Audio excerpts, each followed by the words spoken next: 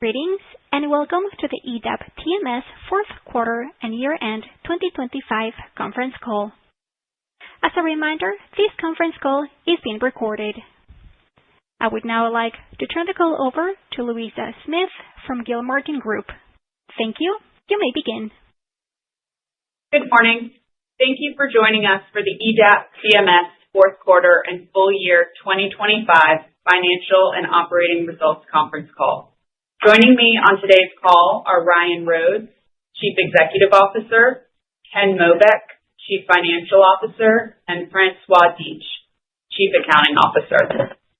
Before we begin, I would like to remind everyone that management's remarks today may contain forward-looking statements within the meaning of the Private Securities Litigation Reform Act of 1995. These forward-looking statements are based on management's current expectations and involve risks and uncertainties that could cause actual results to differ materially from those anticipated. We direct you to the Risk Factors section of our annual report on Form 10-K for the year ended December 31st, 2025, to be filed with the Securities and Exchange Commission, as well as our other filings with the SEC, for a description of factors that may cause such differences. These statements speak only as of today's date, and we undertake no obligation to update or revise them except as required by law. Additionally, this call is being recorded and constitutes a public disclosure under Regulation FD. I would now like to turn the call over to EDAP's Chief Executive Officer, Ryan Rhodes. Ryan? Thank you, Louisa, and good morning, everyone. 2025 was a transformative year for our company, highlighted by 39% revenue growth in our core HIFU business and record commercial performance for Focal One. Importantly, much of this growth was driven by accelerated adoption in the U.S., where we delivered record system placements and strong procedure growth. As our install base continues to expand, we are also seeing increased utilization across hospitals, emphasizing the positive recurring revenue opportunity created by each Focal One system placement. Today, we will begin with our fourth quarter results, then reflect on our achievements, including our financial performance, and we will close the call by outlining our strategic priorities for 2026. The fourth quarter was the strongest quarter in the company's history for HIFU revenue, representing an increase of 34% over the same period last year.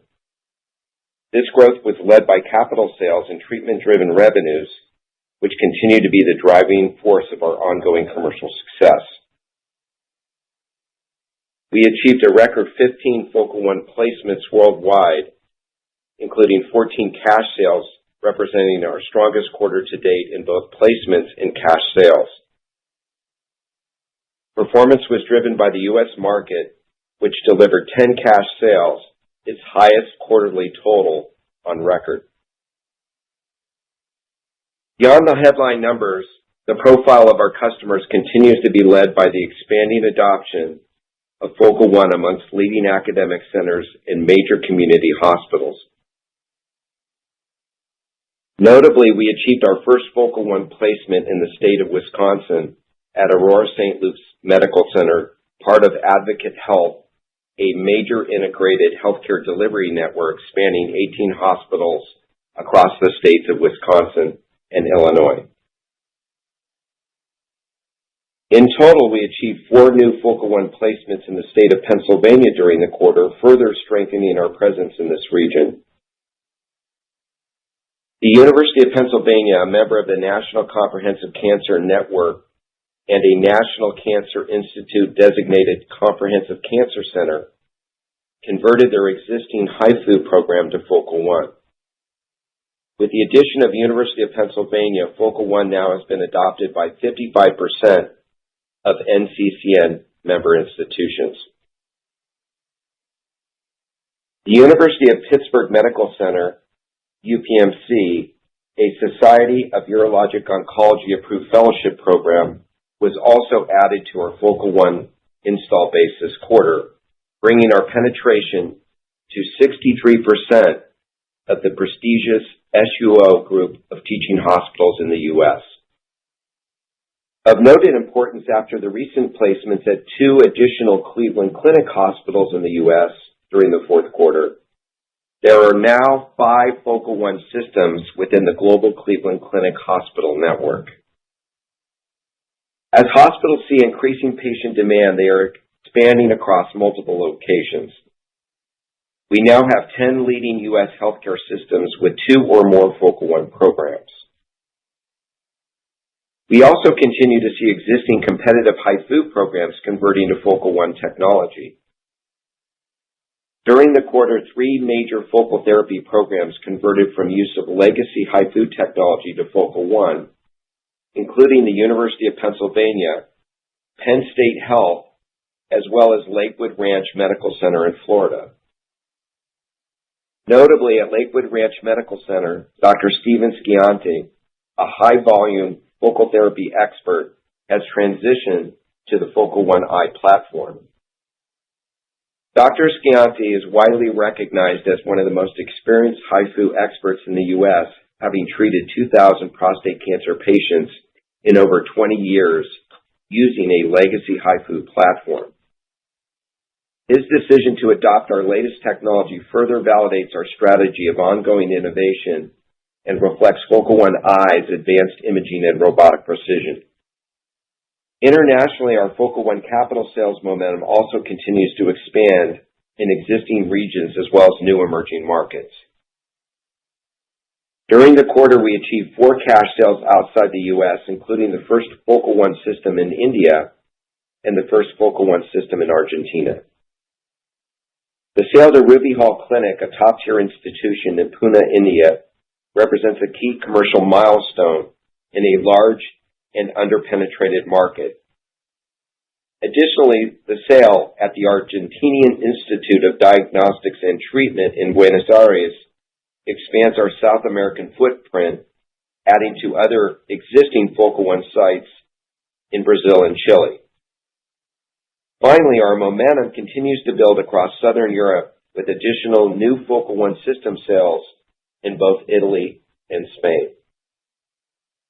While we were encouraged by this strong momentum, we believe we are early in the overall adoption life cycle of Focal One robotic HIFU in this large and growing addressable market.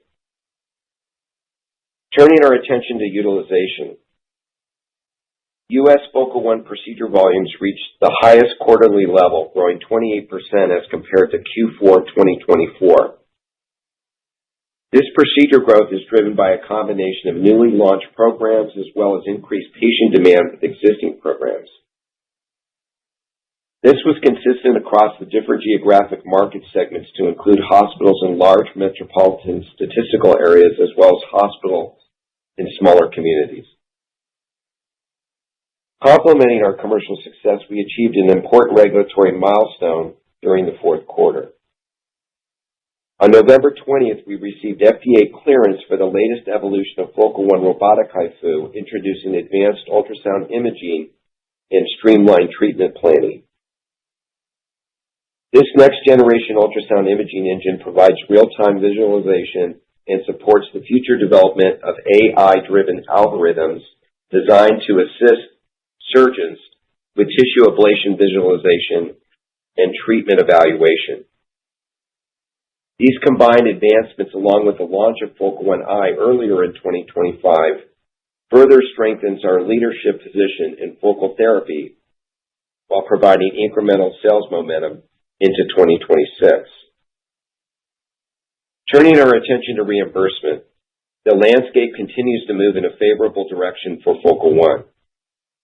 CMS finalized the 2026 Outpatient Prospective Payment System rule, awarding a national facility payment average of $9,671, representing a 4.6% increase versus 2025. This new rate went into effect January 1st. As it relates to the physician payment, Focal One is also supported by favorable economics. In the 2026 final rule of the physician fee schedule, CMS has set the total facility RVUs at 26.33 for the HIFU procedure. This compares favorably to alternative ablative treatments for prostate cancer for a single urologist under the same setting and patient conditions. In short, the Focal One HIFU procedure provides a physician from 28% to 67% higher RVUs than alternative ablative treatments from 2026. Beyond prostate cancer, we continue to advance our clinical strategy to expand new indications with use of the Focal One robotic HIFU platform. As Endometriosis Awareness Month comes to a close here in March, we continue our commitment to advance new innovative treatment options while raising visibility on the unmet need for a new non-invasive treatment option for women suffering from this highly debilitating condition. Croix-Rousse University Hospital in Lyon, France is treating patients and hosting training programs for leading European endometriosis specialists, including physicians from Cleveland Clinic London who recently observed Focal One procedures. Regarding BPH, our combined phase 1-2 study continues in Europe according to our outlined protocol. Simultaneously, we initiated a new clinical trial in South America in collaboration with the Mount Sinai Health System in New York, with several patients already treated in early March by a team of local and U.S. BPH experts. This represents another positive step towards broadening the addressable market for use of Focal One robotic HIFU. Transitioning to surgeon education, our activities continue to build growing awareness across the urological community. We recently attended the 41st Annual Congress of the European Association of Urology in London, UK. This is the second largest scientific meeting dedicated to urology in the world, with more than 12,000 attendees from 124 countries.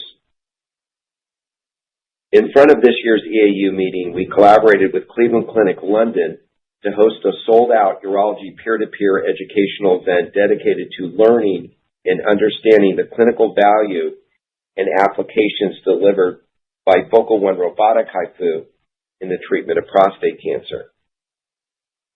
This coming weekend, the world-renowned urology team at NYU Langone in New York City will host the first international symposium on robotic focal therapy.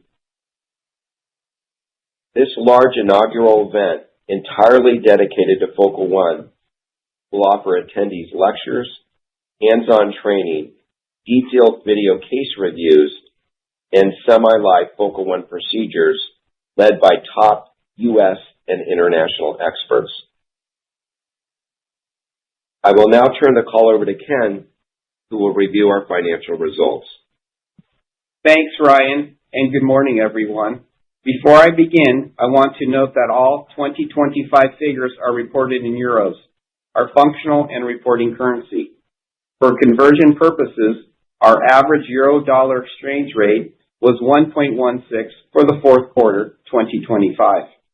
Beginning with our Q1 2026 results, we will report in US dollars, reflecting our transition to a domestic issuer. Turning to full year 2025 performance, EDAP set a calendar year record for HIFU revenue in 2025. HIFU revenue for the full year 2025 was 33.1 million euros, an increase of 39% as compared to HIFU revenue of 23.8 million euros for the full year 2024. The increase in HIFU segment revenue versus the prior year was due to a 59% increase in the number of Focal One system units sold and a 19% year-over-year increase in treatment-driven revenue.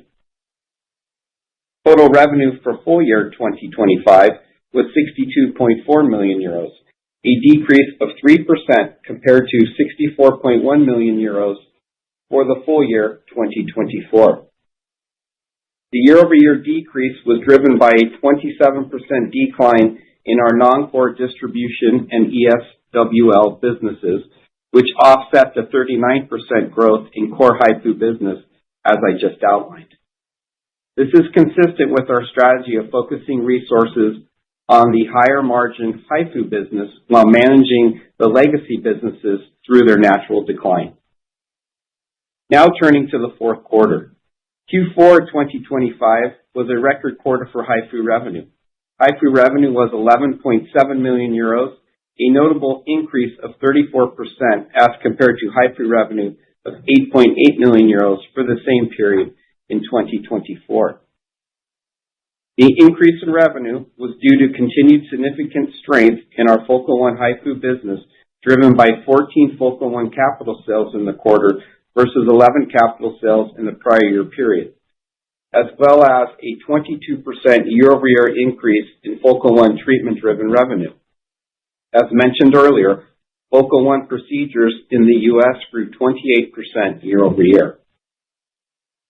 Total revenue for the quarter was 18.9 million euros, a decrease of 7% compared to 20.3 million euros for the same period in 2024. The decrease was primarily driven by a 38% decline in our non-core distribution and ESWL businesses in the quarter versus Q4 2024, offsetting the 34% year-over-year growth in HIFU business. We continue to expect our non-core segments to decline as a percentage of total revenue over time, consistent with our strategic focus. Regarding gross margin for the quarter was 8.1 million euros, compared to 9.1 million euros for the same period in 2024. Gross margin on net sales was 42.6%, down from 44.8% for the same period in 2024. This decline was primarily driven by two items: tariffs on imports of finished goods from France and an inventory reserve related to legacy parts. Excluding these items, underlying gross margin performance was in line with the prior year. We continue to actively monitor the tariff environment. Operating expenses were 13.2 million euros for the quarter, compared to 12.8 million euros for the same period in 2024.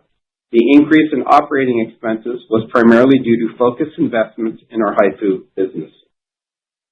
Operating loss for the quarter was 5.2 million euros, compared to an operating loss of 3.7 million euros in the fourth quarter of 2024. Net loss for the quarter was 8.2 million euros, or 0.22 euros per share, as compared to a net loss of 1.9 million euros, or 0.05 euros per share in the same period a year ago. The increase was driven by two items below the operating line: a 2.5 million euro non-cash charge related to warrants and interest expense on the European Investment Bank Tranche A drawdown, and a 2 million euro negative currency impact versus the prior year period. Turning to the balance sheet, inventory decreased to 10.9 million euros at quarter end as compared to 13.8 million euros at the end of Q3. This reduction was driven by the high volume of capital system sales in the quarter and disciplined inventory management. Total cash and cash equivalents were 17.4 million euros at quarter end, up from 10.6 million euros at the end of Q3, primarily reflecting the EIB Tranche A drawdown. Finally, on to our 2026 outlook. As previously announced in January, we expect core HIFU revenue to be in the range of $50 million to $54 million, representing 34% to 45% growth over 2025. Combined non-core revenue is expected in the range of $22 million to $26 million. This guidance reflects our confidence in the capital placement momentum Ryan described, our expanding installed base, and the continued ramp of procedure volumes across our growing network of Focal One programs. I would like to now turn the call back to Ryan for closing comments. Thanks, Ken. In closing, 2025 was a year of record performance, expanding clinical validation, and technological advancement. As we enter 2026 with accelerating commercial momentum, we are executing with discipline against three high-impact priorities designed to drive durable growth and long-term shareholder value. First, commercial execution. We are expanding our penetration across leading academic centers, community hospitals, and integrated delivery networks with significant runway ahead as we remain early in the adoption life cycle of this large underpenetrated market in prostate cancer. Second, clinical indication expansion. Beyond prostate cancer, we are unlocking incremental growth opportunities for Focal One across new indications. We are making meaningful progress on our BPH clinical and regulatory pathway and accelerating commercialization in endometriosis. Third, technology and innovation. We are advancing AI-driven treatment planning and next-generation imaging capabilities to strengthen Focal One's leadership as the most advanced robotic focal therapy platform in the market. The combination of these priorities, commercial execution, indication expansion, and continued technology innovation and leadership, underpins our confidence in our 2026 outlook and beyond. In closing, we are confident in our ability to deliver sustainable growth and create long-term shareholder value. With that, I will now turn the call back over to the operator for questions. Operator? Thank you. If you would like to ask a question, please press star 1 on your keypad. To leave the queue at any time, press star 2. Once again, to ask a question, please press star and 1. And we will pause for a moment to allow everyone a chance to join the queue. We'll take our first question from Mike Sarcone with Jefferies. Please go ahead. Your line is open. Hey, good morning, and thanks for taking the questions. I guess just to start, can you give us a little more color? I know you're reiterating the 2026 guidance, but particularly on the HIFU side, any color on kind of splitting out, growth in procedures versus capital sales would be helpful. Yeah, Michael. So again, we see pipelines building and being strong both in the U.S., but importantly also in the outside U.S. markets.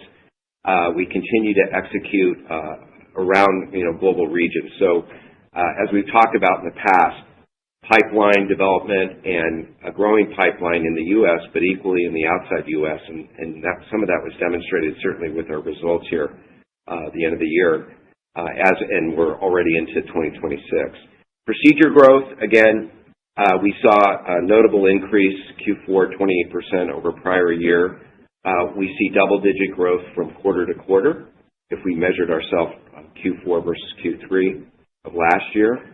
And I think we're, again, seeing more and more centers actively looking to expand to a broader audience of patients. Again, each program ramps differently, but I think overall we look outward and see a strong year for us, both in terms of capital sales as well as procedure growth. And Michael, as we move forward too, as Ryan referenced, with 35 Focal One sales in 2025, that is going to lead down the road to procedure growth as well as service growth when those expire. With our installed base now at 165 units, that's also going to lead to disposable sales growth and service growth as well. Capital sales will lead the way again on a percentage basis, but we do see the procedure and service revenue volumes picking up as a total percentage of revenue for HIFU. Great. That's all very helpful. And then maybe just my follow-up. What have you seen so far in 1Q to date in terms of procedures in the U.S. and globally, and particularly in the U.S.? Have you seen any impact from some of the storms in the Northeast and along the East Coast? No impact that I can point to. I would say generally we see a nice ramp developing. We came off of Q4, a strong quarter, but again, Q1 is ramping as planned. Nothing holding us back from growing appropriately per the guidance we've given in procedure growth and revenue. Great. Thank you. Thank you. Thank you. We will move next to Joseph Downing with Piper Sandler. Please go ahead. Your line is open. Hey, guys. Good morning. Thanks for taking the questions. So I guess the HIFU guide was reiterated here, and I'm just thinking, how should investors be thinking about the first half, second half split within the HIFU guide, given the seasonality with 4Q? And then specifically, what's the reasonable baseline for 1Q HIFU revenue given typical hospital CapEx sensitivity? And then just at a higher level, are you embedding any cushion for lumpiness throughout the year of the capital sales line? Do you think that should kind of flatten out a little bit over the course of this year, or should we expect more of the similar from the previous few years there? Yeah. So thanks for the question. So when we look at this year's revenue, 2026, we're going to see the following patterns, very consistent with prior years. We anticipate Q4 to be the highest growth quarter revenue-wise and our biggest dollar-wise quarter. And the lowest quarter will be in Q3. That's very consistent with Q4 capital budgets ending and Q3 summer slowdowns. So we see a little less than 50% of the business in the first half of the year, and I'd say a little more on the second half. Great. Appreciate that, Ken. And then just on the non-core wind-down trajectory, obviously implies another step down from last year's figure in 2026. Curious if you can just break out how much of that is ESWL versus the distribution business, and then at what point does non-core revenue effectively reach a de minimis level? I guess said a little differently, when does the revenue mix shift kind of become clean enough that investors should evaluate EDAP purely on HIFU metrics? Thanks. Yeah, so when you look at the non-core, ESWL is roughly 20 to 25% of the non-core. Okay? And the way we're looking at the business going forward is as follows. Okay? Our ESWL business now is service-only business. Okay? So we're going to continue to serve that and look at ways to monetize that business. And the way to look at the distribution business going forward, it's just like I explained last year. When these agreements expire, our annual distribution agreements, we're taking a look at each agreement. Is it material to revenue, and is it accretive to gross margin? And then we're making executive decisions on should we ramp that business going forward. So I would still see that business sticking around in the short term. Great. Appreciate that. Thank you, guys. Thank you. Thank you. Our next question comes from Swayampakula Ramakanth. Please go ahead. Your line is open. Hello. This is RK from HC Wainwright. Good morning, Ryan and Ken. Couple of quick questions for me. The first one being on the margins. You cited a normalized margin of 46.9%. I understand some of that is being hit by the Section 232 tariff stuff. What percentage of your revenue gets impacted by that? And then, what's the strategy going forward if there's stickiness to that 232 tariffs? Yeah. So, RK, as you know, we manufacture our product in Lyon, France. So the pieces of the business that are impacted are when we ship the finished good from Lyon, France to the United States. So it's basically our U.S. revenue that's impact to those dollars today. We're monitoring the situation closely. We have budgeted about $2.5 million in tariffs in 2026 to be conservative, and we're just going to continually monitor, what everything is happening from the government regarding those. The offset to the tariff is we do have our new ultrasound engine. As we anticipated and told you last year, we were transitioning to this engine. It's going to have better functionality and also lower cost. So that will help offset some of the tariff impact. Okay. Then Ryan, just about a high-level thought here. I know for quite a bit of 24 and the early part of 25, you were concerned about cash sales. You closed out 2025 with 14 cash sales and 1 lease. So does that mean some of those concerns regarding cash sales have mitigated quite a bit, and so you're comfortable going into 26? And also, if there was any price increase taken in early part of 2026, just trying to understand what could be the potential levers or the pull push on the revenue guidance that you just gave us. Yeah, RK. So again, as I tell people, we sell a clinically necessary strategic revenue enhancing service line in the number one diagnosed cancer in men.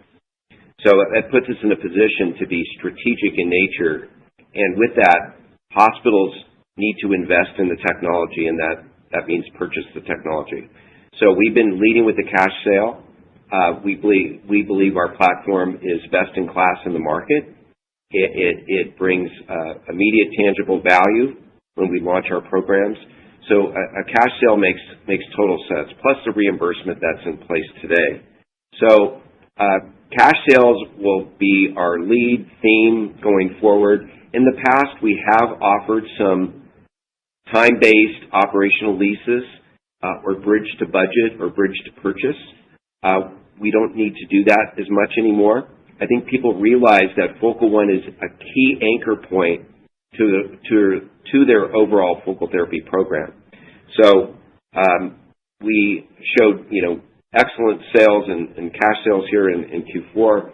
Our theme going forward will be leading with cash sales, as notably. In terms of a price increase, we took a price increase last year with the launch of Focal One I. And as you heard in the past, we made notable advancements in this new platform, both hardware and software. And we're not done. We will continue to innovate on the platform. We've made improvements in a number of areas, and we're never satisfied. So we have a price increase that went into place last year. We haven't changed our pricing strategy at the beginning of this year, and we see our average selling prices tend to hold or even slightly increase. So I'm proud of the work our commercial teams are doing in the field. Yeah, great. Thank you very much. Thanks for taking my questions. Thank you. Thank you. And at this time, there are no further questions in queue. I will turn the meeting back to Ryan Rhodes for closing remarks. I want to thank everyone again for joining us on today's call. We look forward to seeing you in Washington, D.C. at the upcoming annual meeting of the American Urological Association in May, and our important Investor Day being held in New York City on June 1st, along with the Jefferies Healthcare Conference, also taking place in New York City at the beginning of June. Thank you, everyone. Thank you. This brings us to the end of today's meeting. We appreciate your time and participation. You may now disconnect.